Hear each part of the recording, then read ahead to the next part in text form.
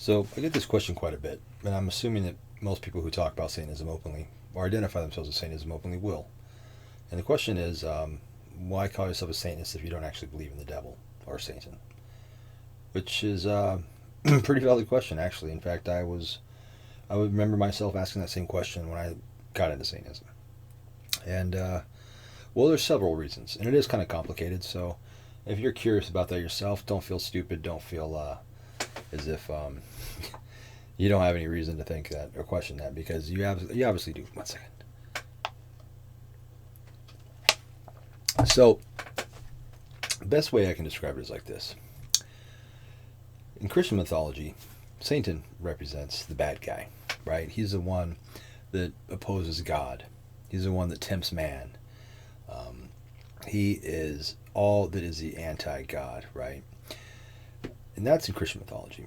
And in modern day, with the churches, they've molded and manipulated that concept of Satan into being something that's evil and perverse and harmful and malicious and, responsible for you losing your car keys, whatever, right? Just blame it on Satan because everybody else does. The ultimate scapegoat. Well, Satan doesn't necessarily have to be that guy. I mean, the devil doesn't necessarily have to be the bad guy. In fact, in a lot of ways, he's very good for humanity. Satan has always led the way to change.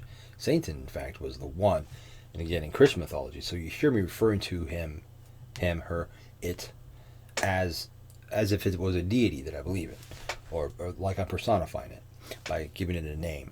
The name is an archetype. It's a symbolic manifestation and represents a concept, and that concept is not rooted in Christian. It stems from Christian mythology, but we don't adapt necessarily the Christian mythos to it. So Satan to us is kind of a rebel angel. He's kind of one that champions things like individuality, champions freedom, champions critical thinking. He's he's the one that stood up against God and challenged the will of God to become his own God. He was the one that said, no, this isn't right. This is not how it should be, and this is what I'm going to do about it. And he did. So it's this is all mythology, of course, right? But I mean, individualism is what he represents: rebellion, strength, passion, carnality. All these things are great things in our eyes. So this is what we've taken from the Christian mythologies, bits and pieces through, like, even if it's fictional works like Paradise Lost, or even in a Faustinian element, we've taken the romanticized version of what Satan represents that has been projected and presented throughout time in various ways, usually in fictional works. So we've kind of hijacked Satan in Christian mythology, but it doesn't make him any less symbolic. It just makes it that we don't identify him with the same thing that Christians do, and it's also for blasphemy reasons. I mean, there's nothing wrong with blasphemy. It's also stimulating. Satan resurrects, erects, projects, subjects, objects, various things, to people. I mean, not they're not always good. I mean, but it is stimulating and is motivating, regardless of if you agree with it or not. The word Satan will will put a ripple across the waters, regardless of where it comes up. And it provokes people, and that can be a good thing. But remember that Satanism, as codified by LaVey and as established by Anton LaVey in the 60s, at the time when he did that was a different era. That was 60 years ago almost, and it's the climate was different than it is back then, or the climate was different than it is now back then.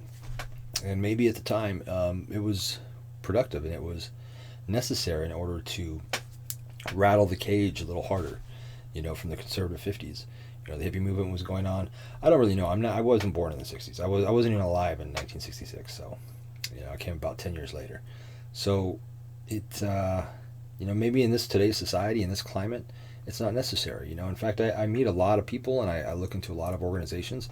I'm like, wow, these people believe philosophically basically the exact same thing I do, but they're the first people to say, why would you call yourself a Satanist? That's fucking silly. You're stupid. You're no different than those Christians.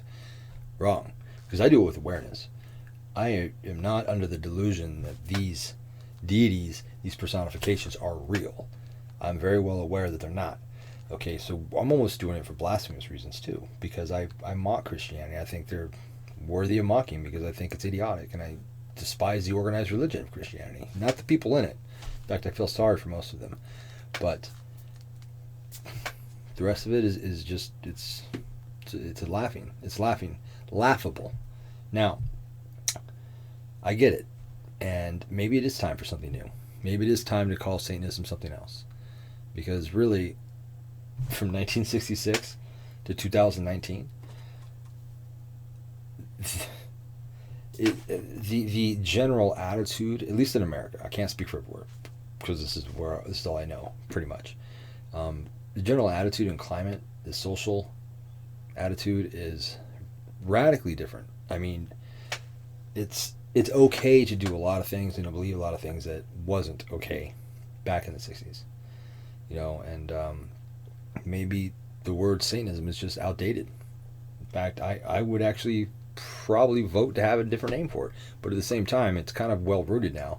So is it really worth changing? And the advantages to calling yourself a Satanist or having the name Satanism to represent a certain ideology. Now, you know what? Let me rewind a little bit. I left out the sinister aspect of this, because that's something that it really doesn't get addressed, because everybody's trying to whitewash Satanism because they're trying to explain that, no, we don't actually sacrifice animals. No, we don't actually hurt babies. No, we don't actually burn churches. But there is a sinister element of it too. And that's for you to find out on your own. But so there's that too. I mean, should we change to accommodate the climate, or should we keep it traditional? It's a good question, and all of it has merit. And I'm playing the devil's advocate, as you can kind of tell. I'm not doing a very good job. It's hard to do. One take. I'm not redoing this. But yeah, I mean, there's pros and cons to both. But yeah, that's pretty much why. Because we can. Because Satan and certain elements that embody the concept of Satan are good in our book. Individualism, freedom, rebellion, strength, lust, desire, passion, critical thinking. All these envelop the definition of Satanism. Even in Christian mythology, just you don't hear about it too much. Mostly out of fictional works, but there is a romantic version. Of course, sayings like the devil's always a gentleman. Shit like that has come from these concepts of these different ways of looking at it. And that's kind of what we represent. As we should. Because if nobody can be a gentleman, at least the devil can.